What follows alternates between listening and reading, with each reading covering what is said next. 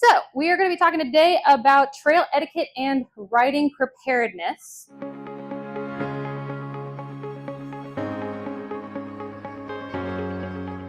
So behind me, I have my lovely horse, Lady Belle, and this is my husband, Richard. And what you see here is my actual trail riding setup. We are trail riding tomorrow. This is exactly what we're going to be wearing. So everything that I have up there, I didn't want to take apart. So I have a copy of it here in front of the table as well.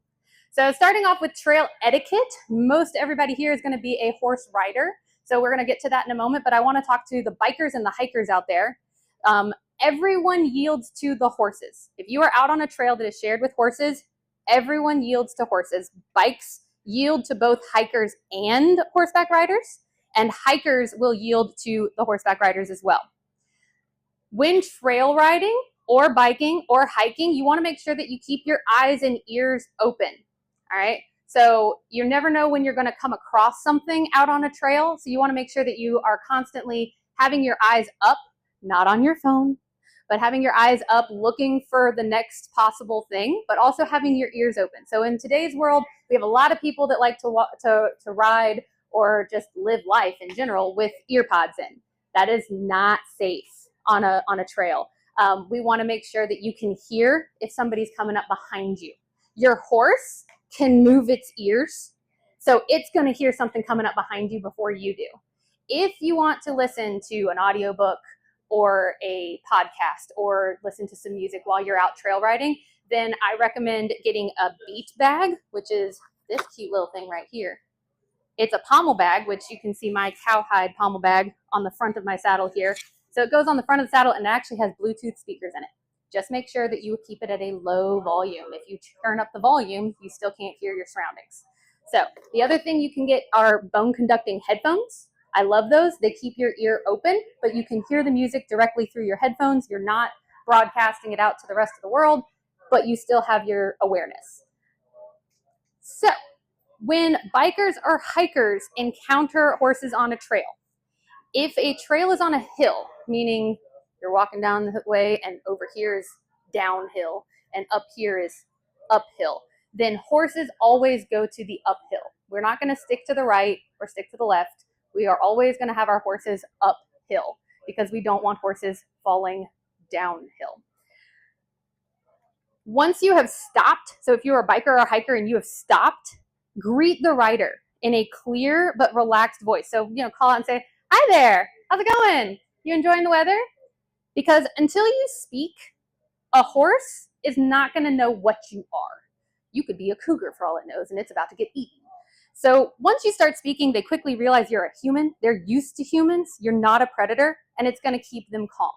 Also, by talking calmly to the rider, especially if you've got a new rider and an experienced rider, somebody that's nervous because they're on a new horse, you speaking calm will keep them calm, and them being calm will help keep their horse calm. So as long as everybody stays happy, relaxed, and calmed, bad things don't happen. Also, with hikers, if you have a dog with you, make sure that it is on a super short leash, and please put yourself between the dog and the horses. If you're going to pass by them or if they're going to pass by you, put it between, because if you've got a horse or a dog even on a short lead, but it's between you and the horse, it can still lunge a couple of feet. So that's always just keeping your leash really short when around horses, and then also putting yourself between the two in case you need to take care of your dog. If you are coming up behind a horse, you're coming up and you're like, "Oh, hey, I see horsetails ahead of me." Call ahead. Again, the horse is going to hear before the human does. So calling ahead and letting them know, like, "Hey, just as heads up, we're coming up behind you," and slow down so that they can get situated. Then also allow them to get to the side uphill. Especially if you are going to be on a bike, you want to never assume that it's okay to ride past a horse. We're used to it. We grew up with bicycles. We all know what bicycles sound like. Horses don't necessarily know that. So never ride a bike past unless you are given express permission from the rider that's like, "Oh yeah, it's fine, go ahead. You can ride on through." Then that's fine. But go ahead and just assume not to ride past the horse. For the horseback riders out there, when you are out in a group, we want to make sure that the most experienced horses, trail riding horses, are in the front and in the back, because our new horses are going to want to be in the center of that herd. They're protected in the center of our group. And also the more experienced horses, if something jumps out in front, they've seen it, they've been there, they've done that. They're like, okay, not a big deal, moving on, which also helps train the younger, more experienced horses behind them that, oh, it's not a big deal. Also, make sure that you never leave anyone behind. So like I said, the young experienced horses want to be in the middle of the herd. They are herd animals. So always respect someone's request to wait. If your horse stops and those in front of you keep going, call out to them to wait up. So I always like to tell people that you are your horse's advocate. This is not just on the trail ride. This is just in life in general. You are your horse's advocate. So if your horse stops and the people ahead of you haven't realized that you've stopped, call out. You need to call out on behalf of your horse. Same thing with if you see hikers that are coming towards you and they're not stopping and they're just going on with their day. You advocate. You say, hey, hi, can you just wait up just for a moment or talk to me so that they know what you are? Advocate for your horse. Always on the trail. Remember that everyone yields to you. I know it's a little selfish sounding, but everyone has to yield to you. So use that to your advantage. At trailheads where we park our trailers, make sure that horses are secured and clean up manure. I would never let my horse just graze while I untack because something could spook and they're off.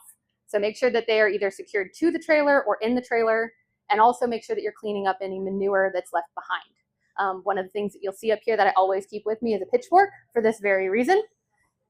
It's not just a cleanliness factor, it's also a health factor. All right, so we're dealing with waste, but we also don't want to be spreading any kind of parasites and things of that nature. So it's just kind. I don't want to leave a pile of poo for the next person to have to deal with when they're coming for their nice trail ride. So, any questions on trail etiquette? Who to yield to who gets right away, which way to go? Take nothing but pictures, leave nothing but tracks. Yes, absolutely. So another way of thinking of this, somebody told me, don't take anything, leave it for the next person to enjoy. If you see something, you're like, oh, what a pretty flower. You got to enjoy that because somebody else didn't take it. So when you're out on a trail, don't take things because you want to leave it for the next person to enjoy as well. Very good point. Thank you. All right, so looking at our 10 essentials. I'm on the back page. I'm going into teacher mode here. So if you look at your handout. Yes. No, you're fine. Oh, on the trailer. Just for the trailer, not on the trail ride. Yep. Now, there's a little caveat to that. Most places, anywhere that you trail ride around here, it's a fact of life that horses are going to poop on the trail.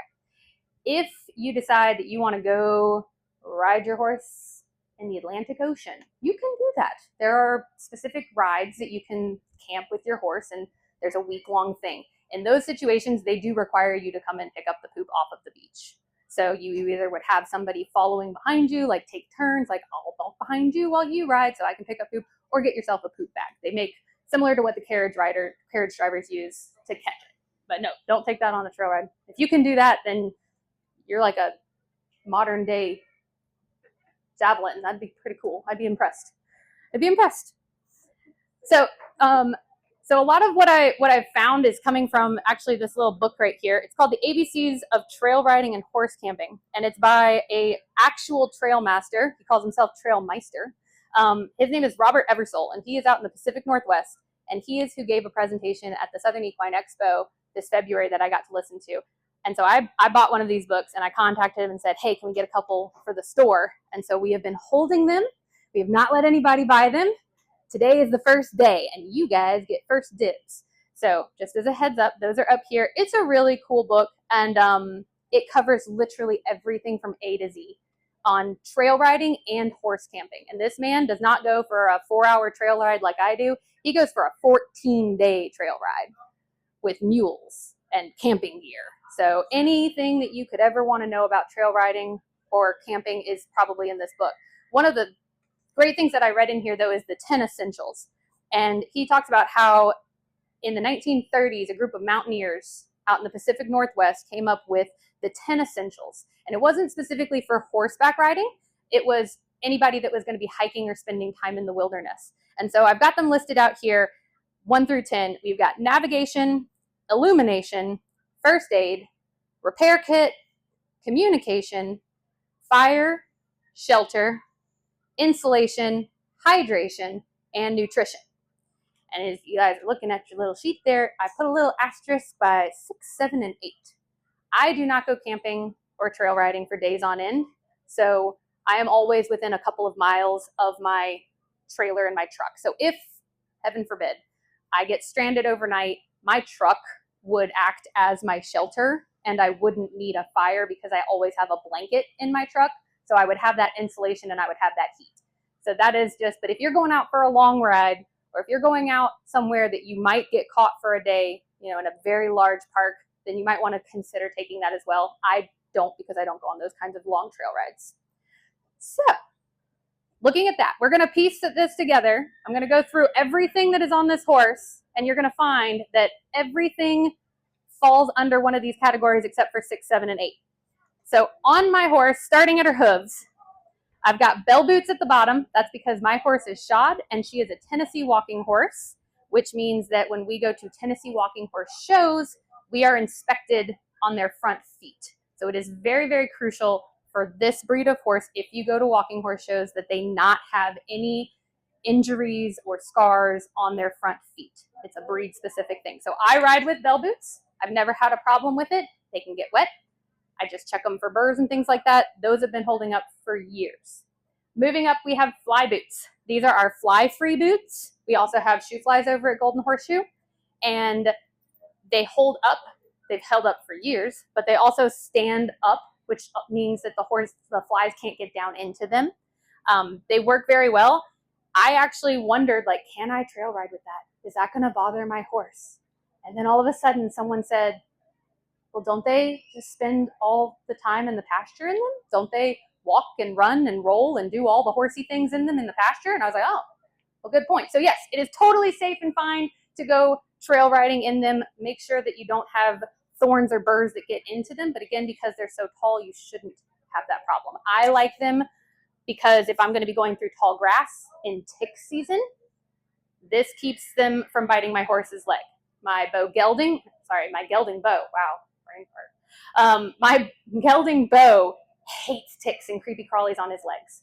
And he will come to a dead halt in a trail ride, throw his head down, and try to get the things off of his legs, which throws me off balance, and maybe we're on a hill, it doesn't matter, he's reached the end of his limit. So those have helped a really great deal with that. Moving up, we've got a cinch, and then we have our breast collar up front. It's that plaid thing up front. Thank you, husband, for demonstrating. I do not have a back cinch on this saddle. I don't ride with one. A back cinch is a great tool to help keep the back of your saddle down. The breast collar, if we're going up a hill and she's really sweaty, the saddle shouldn't, but sometimes it does, will slide back, and the breast collar keeps it from sliding too far back. In the same theme, a back cinch is going to keep the back of the saddle from falling forward if you're going down a really steep hill. If I am going down a really steep hill and I am worried that my saddle is going to flip up over the top of my horse's neck, I'm going to get off and walk. Y'all can do it. You can trust. I don't have the balance for it. So because I'm never going to do that, I don't bother with the back cinch. If you use a back cinch, make sure that you have it appropriately clipped to your front cinch so that you don't end up with a bucking strap. We have a saddle pad and our saddle. Everybody knows what those are. On the back of the horse, this is called a rump guard. It is basically a quarter sheet for flies. It is fantastic against horse flies. Keeps them from swishing their tail because they know that a horse fly is back there, but I don't know that a horse fly is back there until they've already bit and they're irritated. So that has done wonders for horsefly season. That is by Tough One, I believe, but Cashel actually makes a quiet ride set that will cover your horse from ears to tail with the saddle in between. Definitely recommend it when we get later in the season and you've got horse flies that will swarm you. Saddle bags. If you look at my saddle, I've got a brown cantle bag on the back, and I've got a cowhide pommel bag on the front. There are lots of different styles of those, and I've actually brought a bunch of them. They make things as small as little water bottle carriers. You can clip them to your D-rings, or they've got a strap that you can go around the pommel of your saddle. They make cantle bags that are much, much bigger than the one that I've got, so you can pack an entire lunch, take an office with you. I mean, you could pack a laptop in that thing. And they also make pommel bags that go over your horn. If you go with the English route, I don't ride English trail riding, but I know lots of people that do. Again, the pommel bag that I've got on the front there has clips on it. These beat bags also have little clips. You can clip them to the English D-rings on the front of your English saddle.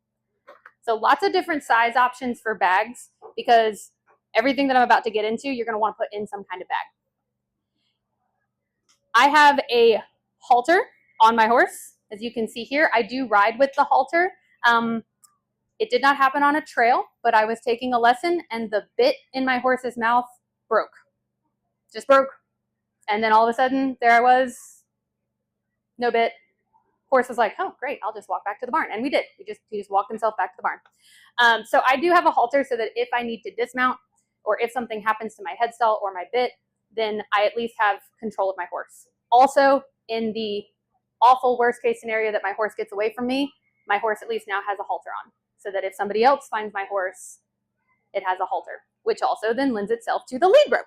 So I've got 2 lead ropes on there actually right now. One is a very cool one that I found on consignment at Golden Horseshoe that's used by mounted police. So it actually loops over, my husband's going to demonstrate here, loops over the horse's head and just stays there for the entire trail ride. But if you don't like that, then you can take your lead, yeah, I know, Lady Bell. You can take the lead rope, which he's also holding, and you can loop it around the horn or around the pommel. Just make sure that you have enough slack for your horse to still be able to reach down, but not too much that it's going to get a hoof stuck. But again, I like that in case I need to get off. I'm not going to be pulling on the horse's mouth at the bit. I can use the lead rope and the halter.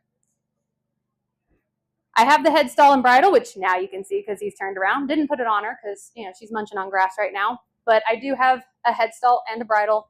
That is total personal preference. If you need help with picking out a bit or a bridle, or the pros and cons of one ear or brow band or any of that, come and talk to me. I have opinions for each scenario. And we've got our reins. I ride with split reins. It's just what I'm comfortable with. It's what I ride when I go to shows. But it is totally acceptable to also use what we call roper reins, which are the single piece all the way across. These have little clips on them. My husband prefers to ride with the roper reins. There's less leather to hold, is I think how he put it one day.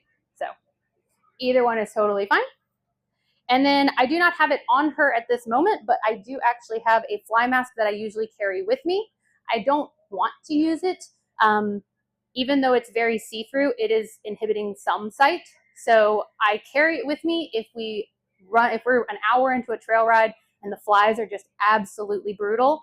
I would rather have this and put it on her than wish that I had it and had left it back at the barn. So it tucks up nice and tight, and it is actually made for trail riding. So again, it is the Cashel Quiet Ride, and I carry that with me or have it on her.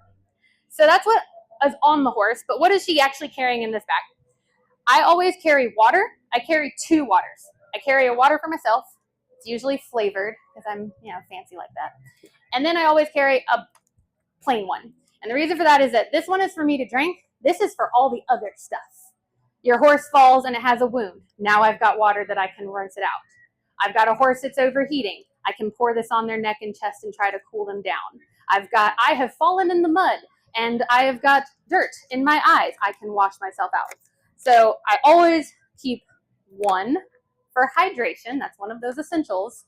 And one for first aid and all the other whoopsie daisies that might come up. I always keep snacks. One of those essentials says nutrition. So if you need an excuse to take peanut M&Ms on your trail ride, you can tell people the trail master said I need to carry nutrition with me on my trail ride. So I always have some kind of snack with me, usually a protein bar. I always carry a hoof pick. I prefer the hoof pick with the brush, simply because if I have to get off my horse and use a hoof pick, it's probably muddy, and at least now I have a brush and I can brush the mud off. But if you are lucky enough to have a saddle that has a hoof pick holder, which does exist, then you are going to want one of these hoof picks. They are really narrow and flat, and they will fit in a hoof pick holder if your saddle has a hoof pick holder on it. First aid kit. I don't have an extra one here, but I have it in that bag there. It's a basic first aid kit for humans. I have found that most of the things that are for humans can be used for horses. The only thing that I carry in addition to that is my gauze and vet wrap, which I'll get to. But I always have a first aid kit. If I get scraped up, if I get bit, if I get stung, I have a first aid kit with me. And in case you're wondering, that's number 3 on the list of things that you should carry with you. So check. I always carry an extra halter. Rope halters are smaller and easier to carry. I always carry an extra rope halter with me and an extra lead rope. I have not had this happen, but I have heard of people that have lost their horses. It's unfortunate. And someone will put out an SOS and say, hey, we have loose horses out on the trail. If I come across that horse and they've gotten their bridle off, I will have no way of catching this horse. So if I carry, and I hope to never need it, and I hope to never use it, but if I carry a lead rope and a halter, then if something happens to my friend's halter or bridle, and she has not brought her halter or lead rope, I can help her. Or if I find a horse, heaven forbid, loose, then I can properly capture it and hold it. Where was I? Oh, there we go. Baling twine. We all keep baling twine, right? Everybody is like, I'm going to use this someday. I need to hold on to this. This is why. This is what you hold on to your baling twine for. The number of things that you can fix with baling twine and a knife is absolutely incredible. You have a girth that broke. You have a billet strap that broke. You have a D-ring that broke. All of those things can be fixed with baling twine, I promise you. And if you don't want to use baling twine, carry zip ties with you. Best invention ever in my book. I carry electrical tape as well as duct tape, and I don't carry a large thing of duct tape. I just fold the duct tape up on itself. So I've got a little roll of duct tape. Again, if I need something taped as opposed to tied, I have duct tape and electrical tape. Electrical tape is great for wrapping horses' tails if you need to get a tail out of the way because you've got an injury back there and they're thrashing around. It doesn't stick to their tails. It comes off very easily. So that's why I carry electrical tape and duct tape. I carry a small thing of bug spray, little travel size, because I don't want to cart around the big one.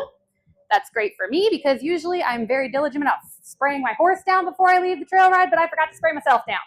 And so now they're getting me. But hey, it's okay. I have bug spray with me. I also carry sunscreen because, I think that's self-evident if you look at me. I just stand near sun and I burn.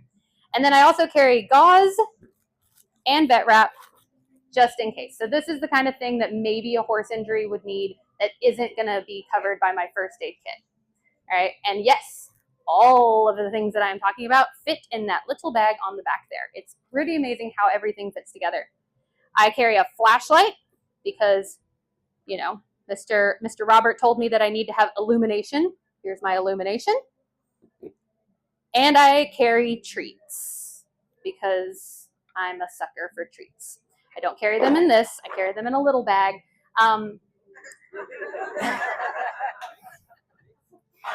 I know. Come here. You can have a treat. That's fine. You're being a good girl. Yes. Hello. Thank you. You're being very good. I carry treats. I don't use treats very often. I know some people love treats. They hate treats. Everybody has an opinion on treats. I carry treats just in case. If we come across something like a really scary creek and we hesitate, and then we finally cross the creek, yay, good job, you did it. I have a treat. I can reward you with a treat. If I've got a really anxious horse, somebody has stopped behind me. They've said, hey, I need to stop. My horse is using the bathroom. I have to stop. That's a rule of etiquette. My horse doesn't want to stop. My horse is like, let's go. I want to go. I want to keep moving. Let's go. Distraction time, I have a treat. Like, hey, come here. You want to bend over here, get a good stretch in, eat this treat. Oh, look, it's on the other side now. Gives my horse something to think about instead of wanting to go and rush off with and leave their buddy behind. So I carry treats with me, but that's a personal preference thing. So that's everything that the horse is carrying. And then in addition to that, she gets to carry me. And I only carry 3 things. I let the horse carry everything else, but there are 3 things that I absolutely carry on my person every single time that I ride. I carry my phone, my keys, and I put on a helmet. If, heaven forbid, I become separated from this horse and my phone is on the horse, then in about an hour or 2, he is going to start worrying, where the heck is she? I haven't heard from her. And they're going to start looking for me. And they're going to use the GPS function on my phone. And they're going to find the horse because the cell phone is with the horse. If I am unconscious in the woods, I want them finding me. I love this horse, love her to pieces. She can do no wrong. But at the end of the day, a human life is worth more than a horse life. And if you are lost out in the woods, I want them to find you and your phone, not your phone on the horse. So I always keep the phone with me. It's really uncomfortable to have it in a back pocket. Thankfully, leggings now have side pockets, so that's glorious. They also make cell phone holders that you can literally clip to your boot or strap to your thigh. So I would recommend that. Also, as a reminder, AirTags only work when other phones are around them. It's not the same as a GPS locator. So in order for an AirTag to ping, another phone has to be close enough to it to actually set it off. So keep that in mind as well when you're tagging horses with AirTags. They only work in areas where other phones are present. For the same reason, I have my keys on me, because if I do get separated from her, I'm heading back to the trailer. And when I get there, I really want to have my keys so that I can actually get into my truck and get into my trailer. So I always keep my keys on me. I don't necessarily keep my entire wallet. Sometimes I will leave the wallet in the trailer and just keep the key in my pocket, but I keep my keys with me because, again, worst case scenario, I might not see her for days if she gets out lost somewhere, or somebody has to bring my truck and trailer to the hospital because I've been taken away in an ambulance. So having your keys on you is really important. And then lastly, it's a touchy subject, but the good old helmet. Some people love them, some people hate them. Yes, question in the back. I have a nurse friend that rides that says this phrase: wear a helmet or wear a diaper. Yep, I could not agree more. Thank you for that. My wife came off and broke her helmet in 2 and she walked away. Exactly. So just for the record, in case anybody didn't hear, wear a helmet or wear a diaper. And he said that he actually knows somebody that came off their horse and the helmet split in 2, but they got to walk away. I know it's not fashionable. I like that it has a brim because, sunburn and all. Yeah, they make hell hats. You can have brims. We sell brims at Golden Horseshoe, English and Western. We can make your helmet look so pretty, I promise. You only have one head, and it's not just because you've got an inexperienced horse. Oh, I trust this horse. I trust this horse with my life. I do trust this horse with my life. Every time I get on her, I trust her with my life. That doesn't mean that a bicycle isn't going to fly up behind us and she's going to spook. It doesn't mean that even if she does everything right, I lose my balance and I fall off, and it's my fault. Or she falls. I have had people that have come in and said that the helmet saved their life, not because of the impact of the fall, but because the horse stepped on them in the kerfuffle. They come down, they're under their horse, the horse is trying to get away, trying to get out of the way, and steps. If they weren't wearing a helmet, they would not be with us because the helmet protected them. If you're going to wear a helmet, make sure that it is still good. Helmets are only good for 5 years. The material inside of them degrades. So make sure that you're checking that your helmet is actually still usable. And if it does have an impact, then replace it. Even if I were to drop this right now, I would replace this helmet because it would be a pretty big impact onto the concrete floor here. Yes.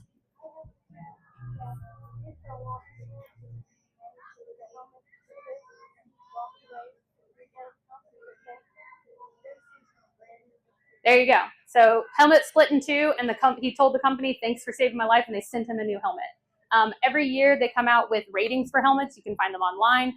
We have a wide selection of highly rated helmets at Golden Horseshoe. We have them in different colors. We have them in different sizes, different styles. Please, please, please wear a helmet. And if you're worried that it's going to look weird or it's going to make it seem like, oh, I don't trust my horse, you trust your horse. You trust your horse. You don't trust the other stuff that is going to come into contact with your horse. I like to remind people that unfortunately we had a barrel racer back in 2016, and she died right after her run. Her reins broke, like she lost her reins on the third barrel, and she finished the run, but they didn't have the gate closed, and her horse ran straight out the chute. The shoes slipped on the asphalt, and she fell, and she died. It had nothing to do with the horse. It had nothing to do with the horse being inexperienced. It had nothing to do with the horse spooking. It was an absolute freak accident, but she fell and hit her head on asphalt. So please wear a helmet. I'll get off my soapbox now. If you don't want to wear a helmet, I still love you. I still respect you. I'm not going to hate you, but just personally, please wear a helmet. All right, so those are the three things: phone, keys, and helmet. And then there are the things that I keep in the trailer, things that I have learned over the years to always have in the trailer. Don't take it out of the trailer, just leave it in the trailer. I always have fly spray in the trailer, extra fly spray in the trailer. I always have human bug spray in the trailer. I always have human sunscreen in the trailer. I always keep 5 gallons of water per horse. So down here in the front, that is a Coleman Camping water jug. If you are going trail riding and you get back and you're sweaty and you want a drink of water, your horse probably also wants a drink of water. If it's early in the season and they haven't turned the water spigots on, if it's late in the season and they've already turned the water spigots off, or if you're like me and my trailer and my horse are way over here and my water spigot is way over there and I don't want to carry a 5-gallon jug of, bucket of water, bring your own water. Horses are more likely to stay hydrated if you bring water from home. It's water they know. They can smell the difference in the water. So I always recommend 5 gallons per horse. It also helps if they get overheated, because the next one on the list here is sponge. If I have a horse that's really hot and sweaty, then I can give her a sponge bath. So I've got a 5-gallon bucket. I always have a little bucket and a 5-gallon thing of water, so I can always give them a sponge bath if they need. A little on the weird side. Does anybody know why I would keep isopropyl alcohol in my trailer? Yes. Maybe to make an ice pack. What else we got? Yes, in the back. Isopropyl. Tie-dye shirt. What do we got? What do we think? To clean wounds. That's another a good thought. There it is. Ding, ding, ding. To cool them down. Isopropyl alcohol evaporates faster than water. If I have a horse or a human that is overheating, I am going to douse them in isopropyl alcohol, especially on their chest and on their neck, because it's going to cool them down faster than water would alone. So I always have this so that if I get back and my horse is huffing and puffing and it's hot and it's humid and it's sweaty and I'm concerned at all, it's cheap, it's easy, it cools them down much faster than regular water. So I always keep isopropyl alcohol in my trailer. I don't have it on the list, but I usually keep liniment as well, just because, they're probably a little sore after a ride, and I've got my bucket and I've got my water, so I might as well give them a little liniment bath. Yes. Yeah. You can do it either way. In an emergency situation, I just douse them, and then I can wet it after the fact. But my goal is to cool the horse down as fast as possible, or human in that case. If somebody's really, really hot, you can pour it on the back of their neck. We're not worried about clothing or hair or anything at that point. Like, we're just trying to cool them down. So, but yes, dang, most people don't know that. Good job. I always carry a step stool, because as much as I would love for every place that we go trail riding to have a mounting block, they don't always do. I can technically get on from my fender of my trailer, but it says right there, not a step. It's literally a sticker right there. So I'm like, okay, probably shouldn't. So I always have a step stool with me in case there's no mounting block. And lastly, but not least, the good old pitchfork, so that I can take care of any droppings that you leave behind. So leave nothing behind. Other things that I didn't have on here in hunting season, I highly recommend that you wear a high-vis vest. They are cheap and easy and reflective. You can wear them on you. They also make fly rumps that have hunter orange in them. You can tie hunter orange to any part of your saddle, but hunting season, never a bad idea. This looks like a very large deer from far away. So I want people to know, hey, I'm here. Please see me. Please don't spook me or come after me. All right. Whew. Any questions? Anything at all? Any questions about what I've got up here? You guys are more than welcome to come up, and I have the treats. She knows we have the treats, so feel free to come up and give her all the treats that you'd like. Come up and take a look at anything up here. I'm happy to clarify anything that I've got up here, or show you how any of this works. So if you're like, how does a pommel bag work? I can show you. That's why I brought the extra stuff. So thank you guys so much for coming out. I really appreciate it. Thanks.